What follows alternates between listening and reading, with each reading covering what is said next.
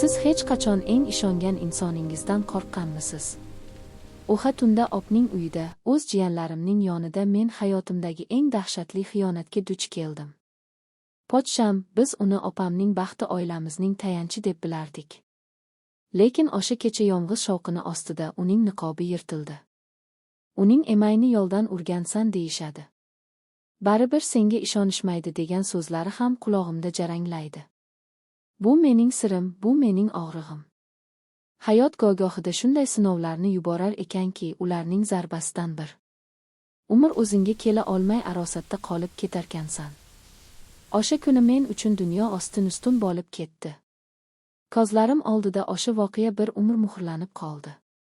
Men o'shanda endigina 19 yoshga to'lgandim. Hayotimning englagan, eng begubor onlari edi. Talaba edim, kelajakka katta umidlar bilan qarardim. Oilada kenja qiz bo'lganim uchunmi erkaroq o'sdim. Ota-onam, akalarim, opam hamma meni kaftida ko'tarib yurardi. Ayniqsa opam, u men uchun nafaqat opa, balki eng yaqin dugona sirdosh edi. U turmushga chiqqanida uyimiz huvillab qoldi. Lekin biz uning baxtidan xursand edik. Opam doim Akmal aka dunyodagi eng yaxshi inson deya takrorlardi. Biz hammamiz unga ishonardik. Akmal akam, ya'ni Podsham 35 yoshlardagi baland bo'yli, kelishgan va o'ziga ishongan yigit edi. U kamab, bosiq har bir so'zini o'ylab gapiradigan odam edi. Opam bilan ular xuddi ertaklardagi shahzoda va malikadek yarashib turishardi. We need to talk Ikki about nafar this. shirintoy I jiyanlarim know, ham but bor it's edi. hard. I'm here for Ularning you. baxtli hayotiga hamma havas qilardi.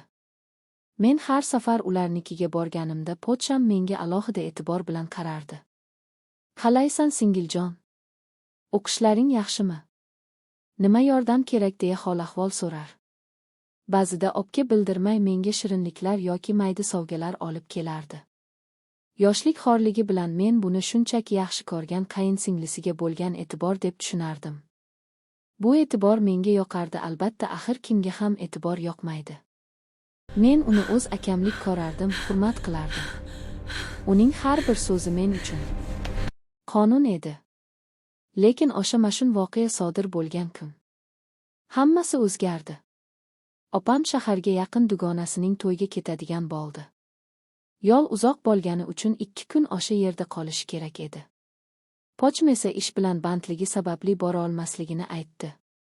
Malika, iltimos, jiyanlaringga qarab tursang, Akmal akang kech keladi, bolalar yolg'iz qolmasin, dedi. Opam ketar chog'ida men jon deb rozi bo'ldim. Jiyanlarimni juda yaxshi ko'rardim. Ular bilan vaqt o'tkazish men uchun bayram edi. Kech tushdi. Tashqarida kuzning sovuq shamoli esa yomg'ir shivalab yog'ardi. Jiyanlarimni ovqatlantirib, ertak aytib berib uxlatdim. Uyda sukunat hukmron. Faqat devordagi soatning chiqqinlashi va derazaga urilayotgan yomg'ir tomchilari ovozi eshitilardi. Men derazadan tashqariga boqib, xayollarga berildim. Talabalik orzulari, kelajakdagi rejalar. Hayotim shunchalar go'zal va ravshan ko'rinardiki, soat 10larga yaqinlashganda eshik qulfi buraldi. Podsham ishdan keldi. Kayfiyati yo'q ko'rindi. Yuzi tushkun, ko'zlari charchagan edi. Assalomu alaykum, yaxshi keldingizmi? Charchadingizmi? deya so'radim odob bilan. U bosh irgab vaykum assalom. Bugun ish juda ko'p bo'ldi, boshim govlab ketdi, dedi-yu, to'g'ri oshxonaga o'tib ketdi. Men unga ovqat suzib berdim. U indamay xuddi majburan yegandek ovqatlandi. Men esa ro'parasida o'tirib uning xayoli parshon ekanini sezdim. Yaxshimisiz? Poch? Biror muammo bo'ldimi? Balki choy damlab berarman deb yana so'radim. U chuqur xoindi va menga qaradi. Hayot ba'zida odamni juda charchatadi, qayinsingil. Odamlar senga hasad qiladi, oyoqdan chaladi, dedi siniq ovozda. Uning bu holatiga rahmim keldi. Axir u opning eri, oilamizning ustuni edi. Ovqatlanib bo'lgach, u mehmonxonaga o'tib televizorni yoqdi. Men idishlarni yig'ishtirib oshxonada ovora bo'ldim. Ishimni tugatib o'z xonamga, bolalar yotgan xonaga kirmoqchi bo'lganimda Podsham meni chaqirdi. Malika bo'lsa shu yerda yonimda o'tir. Biroz gaplashaylik, zerikdim, dedi. Uning bu gapidan avvaliga biroz hayron bo'ldim. Lekin yomon xayolga bormadim.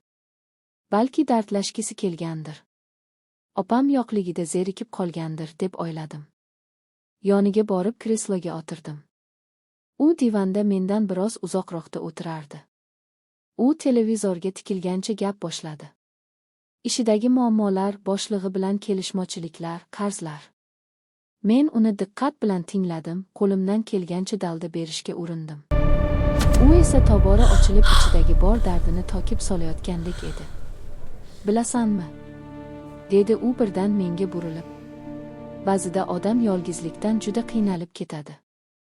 Atrofingda odamlar ko'p, hamma seni taniydi, hurmat qiladi.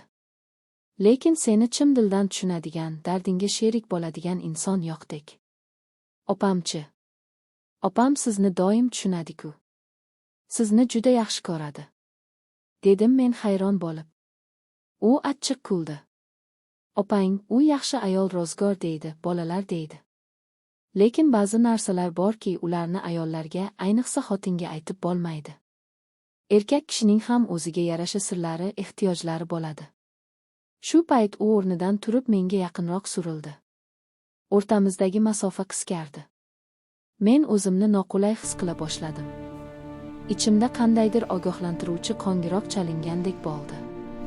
Sen aqlli qilsan, Malika, hammasini tushunasan. Ko'zlaringdan ma'lum, sen opangdan boshqachasan, dedi u ovozini pasaytirib, deyarli pichirlab. Uning nigohi o'zgargandi. Unda endi pochchalik mehr emas, balki ochqichning oz-olchaga qarashi bor edi. Men o'rnimdan turmoqchi bo'ldim. Kech bo'ldi, poch. Men borib uxlay qolay. Bolalar uyg'onib qolishi mumkin, dedim shoshib, ovozim titrab. Ammo u chaqqonlik bilan qo'limdan ushlab meni to'xtatdi. Shoshma, dedi u, uning kaftlari issiq lekin terlagan edi. Bu issiqlik mening vujudimni muzlatib yubordi. Qo'rqma, men senga yomonlik qilmayman. Faqat biroz yonimda bo'l, dedi u, lekin uning ko'zlari va harakati butunlay boshqa narsani aytardi. Men qo'limni tortib olmoqchi bo'ldim, ammo u mahkam ushlab oldi. Kuchli edi. Yuragim ko'kragimni yorib chiqa yozdi. Qo'rquvdan tilim aylanmay qoldi. Postcha nima qilyapsiz? Qo'yib yuboring. Iltimos, o'zingizga keling, deb yalindim. U meni o'ziga tortdi. Men qarshilik ko'rsatdim. Bor kuchim bilan uni itardim, tepdim. Ammo 19 yoshli qizning kuchi 35 yoshli erkaknikiga bas kelib bo'larmidi? Nega buncha yovvoysan? O'zingni go'llikka solma. Men senga befarq emasman. Shuni nahoti sezmagan bo'lsang, men seni qanchadan beri kuzataman. Dedi u yuzimga yaqinlashib, bu so'zlardan dahshatga tushdim. Miyamda opamning baxtli yuzi jiyanlarimning kulgusi aylandi. Siz aqldan ozgansiz, siz opamning erisiz. Men opga hammasini aytib beraman. Hoziroq qo'yib yuboring, deb baqirdim. Uning yuzi birdan o'zgardi. Muloyim niqob tushdi va o'rnini sovuq, shafqatsiz bashara egalladi. Agar og'zingdan gullasang, o'zingdan ko'r. Hech kim senga ishonmaydi. Tushundingmi? Seni o'zingni aybdor qilishadi. Yosh qiz pochasini yo'ldan urgan, shilqimlik qilgan deyishadi. O'zing sharmanda bo'lasan. Meni hamma taniydi.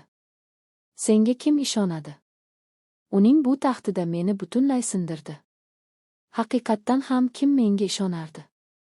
U hurmatli inson, men esa hali yoshgir qiz. Fursatdan foydalanib, u meni yanada qattiqroq quchoqladi. Men qichqirib yubordim. Bor ovozim bilan baqirdim. U qo'li bilan og'zimni yopdi. Jim bo'l.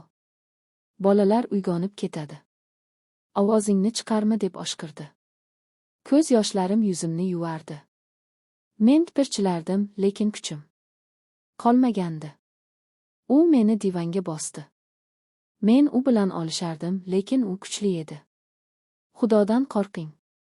Iltimos, deb yig'lardim men bo'g'iq ovozda. Lekin u hech narsani eshitmasdi. U faqat o'z nafsining kulliga aylangandi. Qancha vaqt kurashganimni bilmayman. Menga asrdek tuyuldi. Lekin bir payt tashqaridan mashinaning signali eshitildi. Keyin darvoza ochilgani oyoq tovushlari va eshik qo'ng'irog'i chalindi. Pochim tok urgandek sakrab turdi. Yuzida qo'rquv va tashvish aks etardi. U bir lahzada o'zgarib qoldi. Endi u yirtqich emas, qo'lga tushgan oqli edi. U shoshib ust-boshini togirladi va eshik tomon yurdi. Ovozingni chiqarma, tushundingmi deb kichirladi u ketishdan oldin menga o'krayib. Men esa yirtilgan ko'ylagimni to'g'rilab, sochlarim to'zg'igan holda divanda qaltirab o'tirardim. Eshik ochildi. Ostonada opardi. Voy, sizlar hali uxlamadinglarmi? To'yda janjal bo'lib qoldi. Erta qayta qoldim, dedi u kirib kelib. Keyin mening ahvolimni ko'rib yuzi oqarib ketdi. Sumasi qo'lidan tushib ketdi. Malika, senga nima bo'ldi? Nega bu ahvoldasan? Deb yugurib oldimga keldi. Men hech narsa deya olmadim. Tomog'imga tosh tiqilgandek edi. Faqatgina yiglardim, qaltirardim. Pochcham esa o'zini darrov qo'lga oldi. Uning aktyorlik mahoratiga qoyil qolsa bo'lardi. Ha, boya svet o'chib qoldi. Malika sham yoqaman deb qorong'ida qoqilib ketdi. Qattiq yiqilib tushdi. Qo'rqib ketdi bechora, dedi u xotirjamlik bilan, go'yo hech narsa bo'lmagandek. Opam menga qaradi. Uning ko'zlarida shubha, xavotir va tushunarsizlik bor edi. Rostdanmi yiqilib tushdingmi? Men pochchamga qaradim. Uning ko'zlarida ochiqchasiga taxt bor edi. Aytmat degan buyruq bor edi. Men bosh irgadim. Ha, yiqilib tushdim, dedim zo'rga. Nima ham derdim. Haqiqatni aytsam, opamning oilasi buzilardi. U baxtsiz bo'lardi. Jiyanlarim tirik yetim bo'lishardi. Onam va dadamning yuziga qanday qarayman, pochchasi bilan degan gap sizlarni qanday ko'taran, op meni quchoqlab yupatdi. Qo'rqma, otib ketadi, dedi. Oshqa tun men uchun dozoq azobida o'tdi. Ko'zimni yumsam, pochchamning vahshiy nigohi, jirkanch so'zlari yodimga tushardi. Tonggacha mijja qoqmadim. Ertasi kuni tonda uyga qaytdim. Bahona qilib tezroq bu uydan chiqib ketishga harakat qildim. Onam mening rangim o'chganini, solib qolganimni darrov sezdi. Nima bo'ldi qizim? Tobing yo'qmi deb so'radi xavotir bilan. Men shunchaki charchadim. Imtihonlarga tayyorlandim deb yolg'on gapirdim. O'sha